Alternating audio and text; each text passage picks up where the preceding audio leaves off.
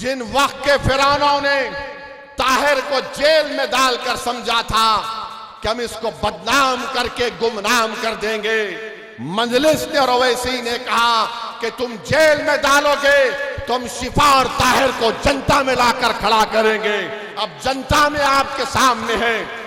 याद रखो झाड़ू वालों, तुम ताहिर हुसैन को बोलोगे तो मैं तुम्हारे बाप के बाप को बोलूंगा। याद रखो, तुम ये मत समझना कि तुम्हारे मुंह में जबान है, मेरे मुंह में भी अल्लाह ने बहुत बड़ी जबान दी और मेरी जबान की तासीर अल्लाह ने तलवार से ज्यादा जरब उसमें लगी है कि ताहिर हुसैन ये है, ताहिर हुसैन ये है। अरे तुम्हारा बाप 6 महीने शराब के मामले में जेल को जाकर बेल पर आया है।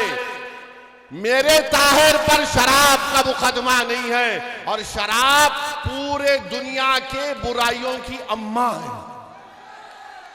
पूछ लो आप किसी आलिम दीन से, उम्मुल खबाइस बोलते हैं, वो उम्मुल खबाइस का बाप है। ये पानी नहीं पिलाया दिल्ली की जनता को, मगर जहर पिला रहा है, शराब का पॉलिसी बनाया।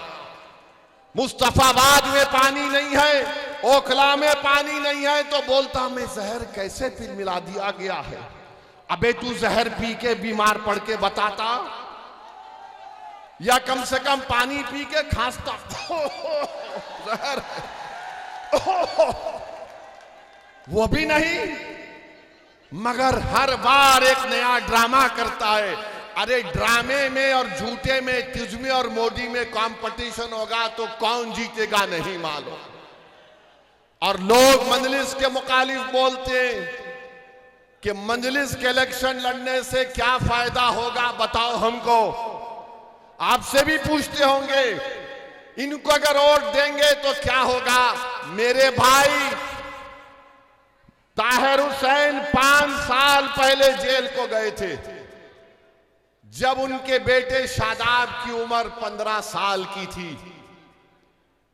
केजरीवाल ने ना कोई दूसरी पार्टी के लोगों ने इस बच्चे को अपनी बाप से मिलाने के लिए, एक बेटे को अपने बाप से लपेटकर रोने के लिए, एक बाप को अपने बेटे और बेटी के सर पर शफकत का हाथ रखने के लिए, एक ज़ईफ बाप को अपनी जिंदगी के जो आखिरी सांसें गुजार रहा है, जिसकी हर एक ख्वाहिशें थी कि मेरी आंख बंद होने से पहले मैं अपने बेटे को देख लूं। एक हमारी बहन जो 5 साल से नहीं मालूम कितनी आहें भरती होंगी अपने शौहर को देखने के लिए। अरे मजलिस ने 5 साल के बाद एक बाप को, एक शौहर को, एक बेटे को अपने खानदान से मिला दिया। ये हमारी पहली कामयाबी है, ये हमारी पहली कामयाबी है। अब दूसरी कामयाबी मुस्तफाबाद की जनता देगी 5 तारीख के दिन इंशाअल्लाह ताला।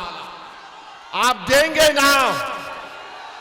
ताहिर जेल को जाएगा 3 तारीख को, मगर जनता की अदालत में आप उसको रिहा करवाएंगे।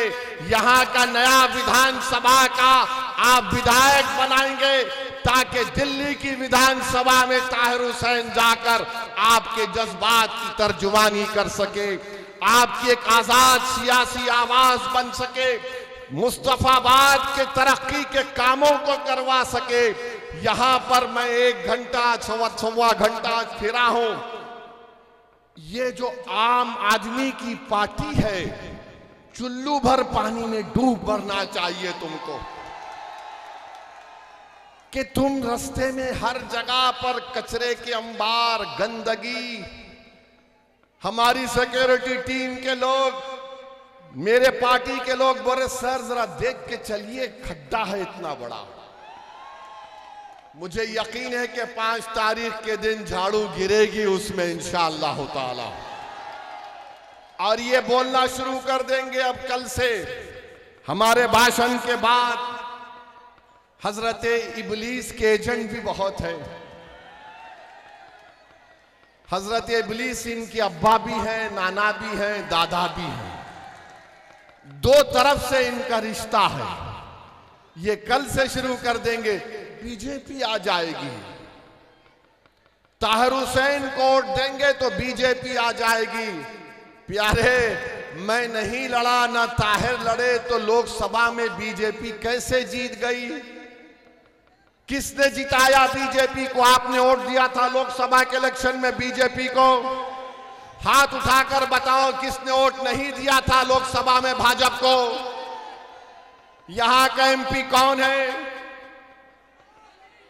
यहां का एमपी बीजेपी का है या मजलिस का है? फिर कैसे जीत गया? तो मालूम हुआ कि तुम्हारे वोट से बीजेपी नहीं जीत रही है, केजरीवाल, सिसोदिया और जैन के वोट से बीजेपी जीत रही है। ये फर्क आपको महसूस करना है। पूरे देश में यही हाल है, मगर लाके खड़ा कर देते मुसलमान को। अरे देखो भैया, मेरे भाई, हम कोई सेकुलरिज्म के कूली नहीं है। 50 साल से इन जालिमों को हम अपने कंधों पर बिठाकर, इख्तिदार की कुर्सियों पर बिठाकर, हमारी लाशों पर, हमारे जलते हुए घरों पर, हमारे बच्चों को जेल में डालकर हम इनको इख्तिदार देते हैं, सत्ता देते हैं, और हमारे बर्बादियों के महल पर बैठकर अपना महल तामीर करते हैं, और उसके बाद बोलते हैं कि ताहिर हुसैन ये है, खुला है। कब तक आप इन बातों का शिकार होंगे?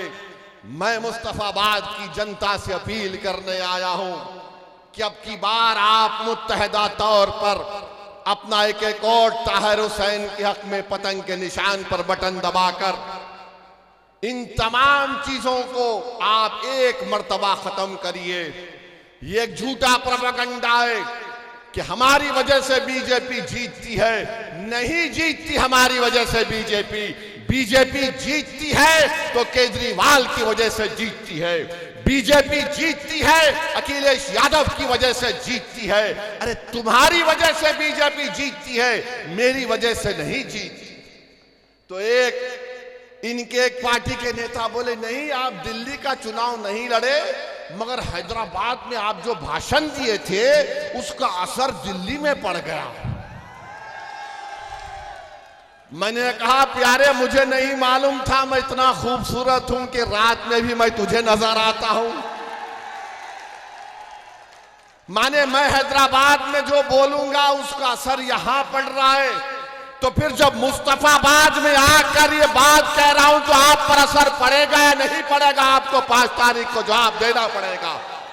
अगर ये जालिम बोलता है कि हैदराबाद में बैठकर मेरी बात का असर दिल्ली में होता है, अल्हम्दुलिल्लाह। बाज लोग पुकारते रहते हैं उनका असर नहीं होता, हम हैदराबाद में बैठते हैं, तो ये हो रहा है तो फिर मुस्तफाबाद में होना चाहिए। मेरे अजीज दोस्तों और बुजुर्गों, आप एक एक चीज को याद रखिए। अदालत ने फैसला दिया है, ताहिर हुसैन 3 तारीख तक इंशाअल्लाह ताला मुस्तफाबाद में आकर आपसे मुलाकात करेंगे। सुबह 8 बजे से शाम में 5 बजे तक उनको इस बात की इजाजत दी गई है कि वो अपना इंतखाबी मुहिम, इलेक्शन कैंपेन में हिस्सा ले सके।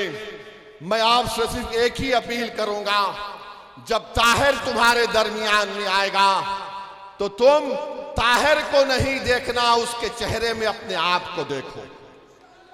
तुम ताहिर के चेहरे को देखकर ये समझना कि मेरा बेटा है, ये मेरा बाप है, ये मेरा भाई है। तुम जब ताहिर को देखोगे तो रोना नहीं, अपने आंख में आंसू नहीं लाना। हमारे चाहने वालों को बड़ा शौक है कि लपेट लपेट कर रोएंगे। मेरे भाई, अपने दिल और जिगर को मजबूत कर दो। आज हमारा वतन जिस राह से गुजर रहा है, याद रखो, अगर तुम रोने की आदत डालोगे तो वक्त के फिरौन हमको और रुलाएंगे। 50 साल से हम रो रहे हैं। अरे कब तक रोएंगे मुझे बताओ? अब ये वक्त आया है, तुम्हारे सामने एक दीवाना खड़ा है। अगर तुम मेरे इस बात को, मेरे पैगाम को समझोगे तो आइंदा 50 साल तक हम उनको रुलाएंगे जिन्होंने हमको रुलाया था। हम 50 साल तक उनकी आंख में आंसू आएंगे जिन्होंने हमारे फसादात करवा कर, हमारे बच्चों को जेल में डालकर उनकी जवानियों को बर्बाद कर दिया। अगर तुम मुत्तहिद होकर ताहिर को कामयाब करोगे तो तुम देखना जब नतीजा आएगा तो दो लोग बैठकर अपनी आंख में आंसू लाकर बोलेंगे, जरा हैंकरचीफ लाओ, आंख में आंसू आ गए। वो दो लोग कौन होंगे? दो लोग कौन होंगे जब नतीजा आएगा? एक, दूसरा। अब हमको अपने आंख से आंसू नहीं बहाना है, अपने हौसलों को बुलंद रखो, अपने हौसलों को बुलंद रखो, अपने परवरदिगार से अपने रिश्ते को मजबूत रखो, तवक्कल पैदा करो। अरे मेरे भाई, क्या तुम नहीं देखते गाजा में क्या कुछ हो रहा है? 50,000 लोग मर गए, जिसमें से 20,000 तो बच्चे और खवातीन हैं। 11 लाख लोगों के घर बर्बाद हो गए, मगर उनके हौसलों को देखो, वो आज भी कह रहे हस्बुनल्लाहु व निअमल वकील।